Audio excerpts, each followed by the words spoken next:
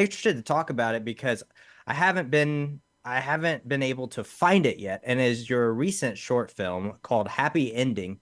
I'm really Ooh. curious about this thing because it just from the poster it looks very good. And the name. And yeah, and the name. So I would like you to talk a little bit more about it and tell people where they can find it so I can finally watch it. Mm. Well, well, you guys were just telling us then, right, that you wanted to, during COVID, you guys wanted to start writing your own thing. You wanted to start to be, be in control of everything. Yes. And me and my wife had the same premonition. We had a conversation during the pandemic, and we were like, my wife, she's very successful. She's doing Hmm. very good. Her name's Elodie Yung, amazing, talented, successful actress.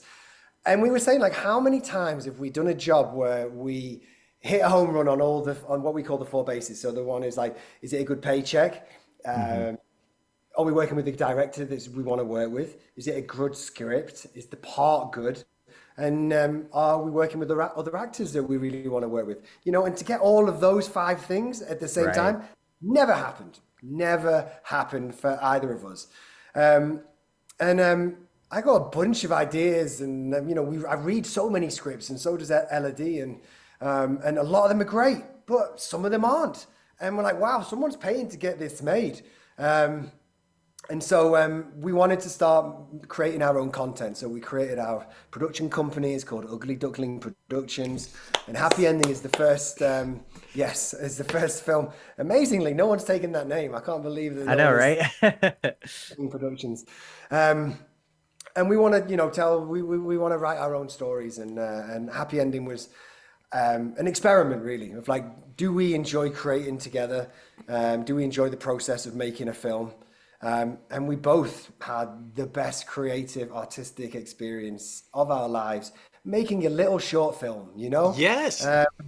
and we really enjoyed it. And so the premise of Happy Ending, originally we wanted to do a series of short films where we look at um, the underbelly of society that people really turned a blind eye to. So, your, Guatemalan gardener, your Mexican dishwasher, your Southeast Asian masseuse, and we really wanted each character to kind of overlap in some shape or form.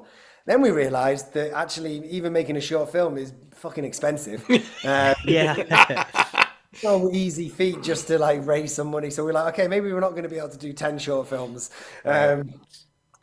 So we decided on Happy Ending because Elodie is half Cambodian. Her Hmm. father's Cambodian.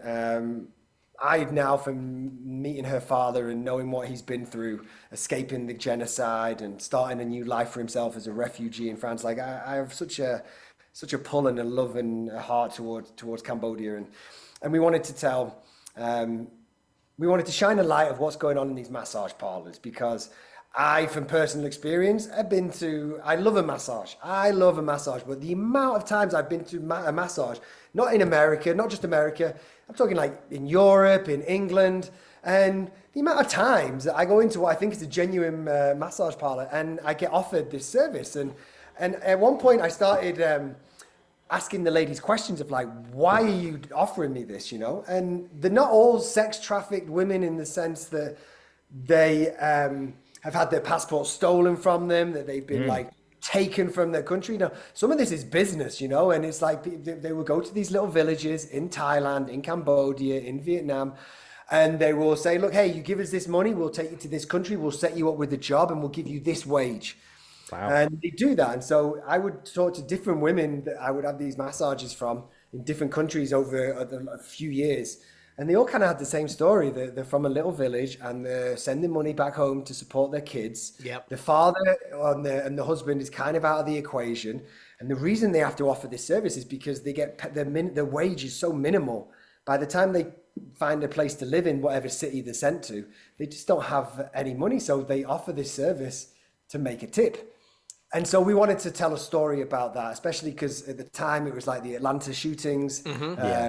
The crazy guy went in and shot a bunch of women who were Hmm. working in these in these parlors. And then originally we wrote it, and it was like and we got great notes. We got like great notes off a great Oscar award winning director, and he said, "Look, it's truthful, it's real, it's Hmm. sad."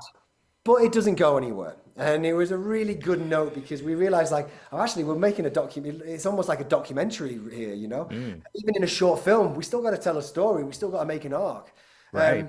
And we didn't want to just have our lead character being Cambodian for the sake of shining a light on representation of like, you know, it's like, no, we want to tell a story with someone from a minority background. Okay. And so, and also we want to shine a light of what's going on in these places. That's right. And so Happy Ending became this little short film where this Cambodian girl comes to America trying to support her family back home.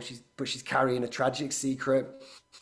And you know, she realizes that if in order to help her family back home, she has to give these happy endings. And in the movie, you know, I won't give it away, but you know, she gets a little happy ending of her own by the end of it, you know.